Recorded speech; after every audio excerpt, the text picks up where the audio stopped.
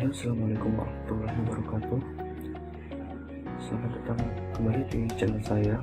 Pada episode kali ini saya ingin menjelaskan tentang salah satu materi dari CyberOps, yaitu attacking a MySQL database.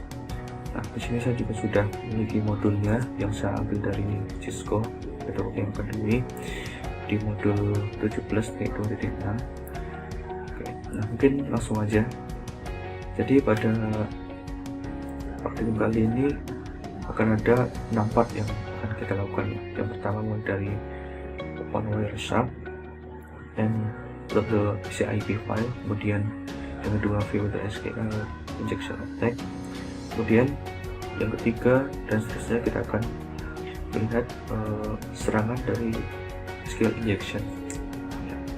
Oke. Nah, untuk background atau skenario-nya, jadi serangan SQL injection ini memungkinkan seorang hacker untuk menulis pernyataan atau statement SQL pada website dan menerima respon dari database. Jadi serangan ini justru akan memungkinkan seorang penyerang atau hacker untuk mengotak-atik data saat ini dalam database, seperti mengotak-atik identitas palsu dan kerusakan-kerusakan lainnya. Kemudian untuk aplikasi yang diperlukan adalah CyberOps Workstation Virtual Machine, dan ini saya juga sudah membuka aplikasinya.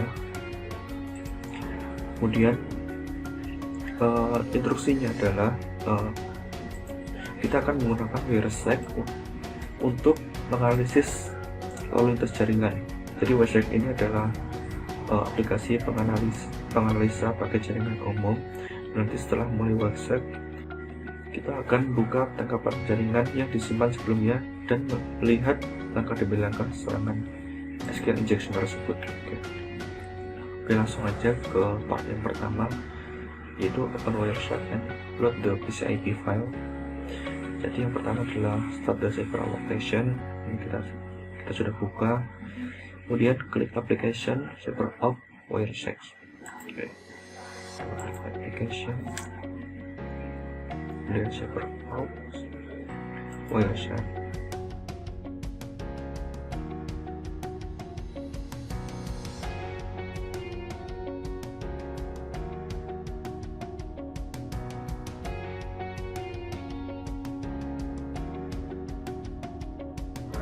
Ya, ini sudah terbuka ya aplikasi Wireshark-nya. Kemudian klik open in the middle of the application under file. Klik open pada file ini. Kemudian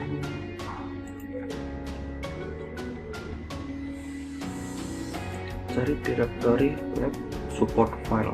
Kemudian disitu cari file SQL_lab.pcip. Oke, lab support file. Baik, ini kita sudah berada di lab support file. Kita tinggal cari ini file SQL_lab.pcip, lalu kita open. Nah, ini ya sudah ini pakai ini.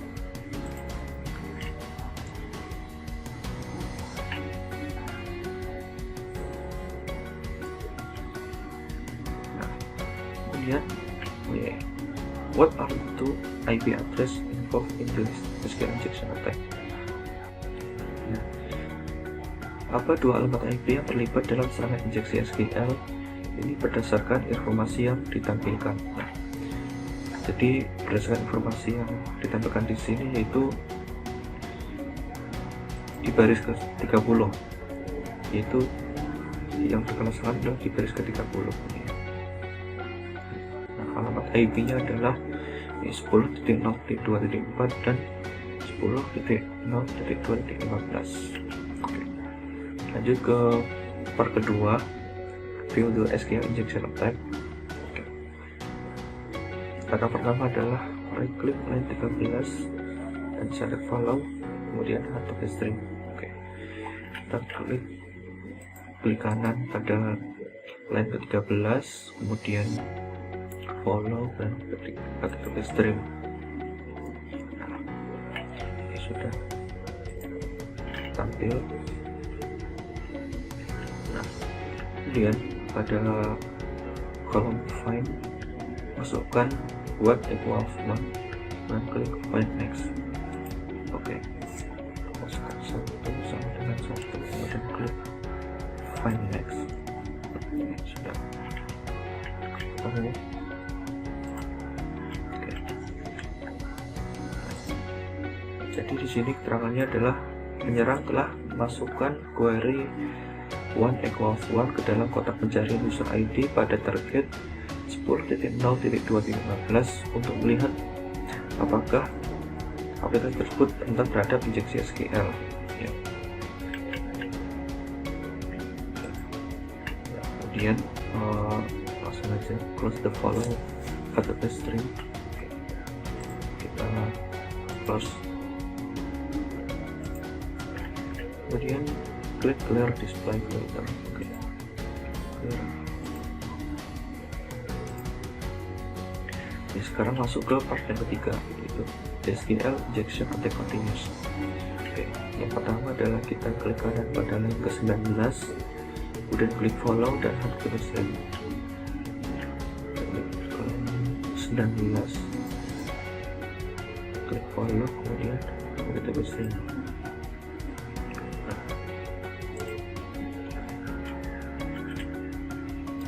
Kemudian pada kolom pencarian tuliskan 1 equals 1 lagi, 1 sama dengan 1, kemudian klik find next. Nah, terus ketemu.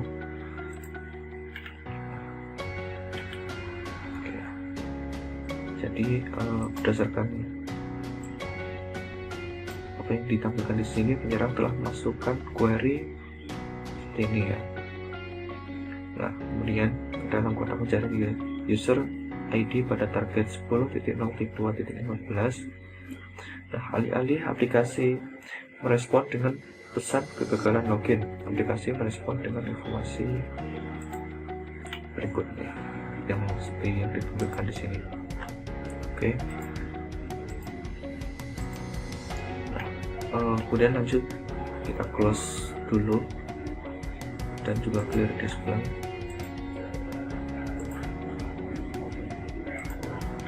Lanjut ke part 4, yaitu the SQL injection attack provides system information.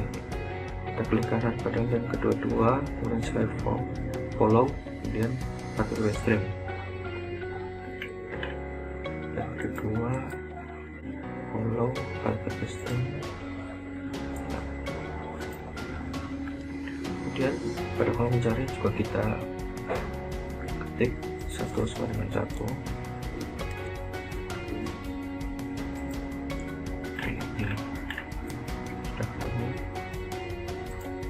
Nah, jadi berdasarkan informasi di sini, penyerang telah masukkan query seperti ini ya, yang ditampilkan. Nah, ke dalam kotak pencarian user ID pada target 10.0.2.15 untuk menemukan pengidentifikasi versi. Oke. Kemudian what is the version? Nah, versinya tuh ini 5.7.12.0.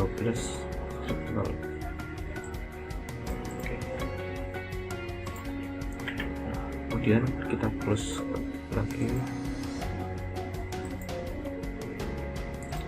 Masuk ke part yang kelima, yaitu the SQL injection attack and table information. Yang pertama adalah klik kanan pada line ke-25, kemudian select follow HTTP string. Oke, klik pada 25, follow, kemudian HTTP string. Oke.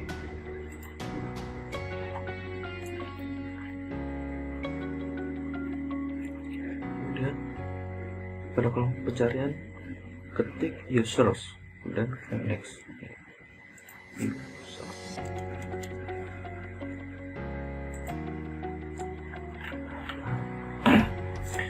Oke, nah ini udah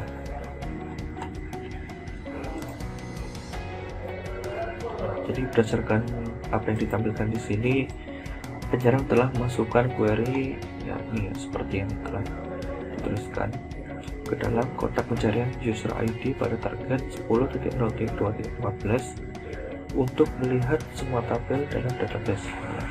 Jadi ini memberikan output besar dari banyak tabel karena penyerang menetapkan null tanpa spesifikasi lebih lanjut.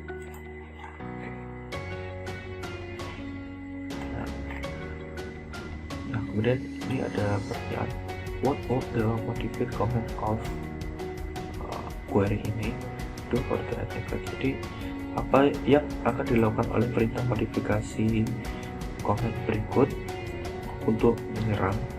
Nah, ini jawabannya adalah database akan merespon dengan output yang jauh lebih pendek yang disaring oleh kemunculan kata users. Oke. Nah, kemudian kita klik close dan clear filter. Lanjut ke part yang ke-6. Itu kita klik kanan pada line ke-28 dan select follow dan seterusnya. Yang ke-28 follow ada ketik string. Oke. Kemudian pada kolom pencarian kita ketik one echo offline lagi.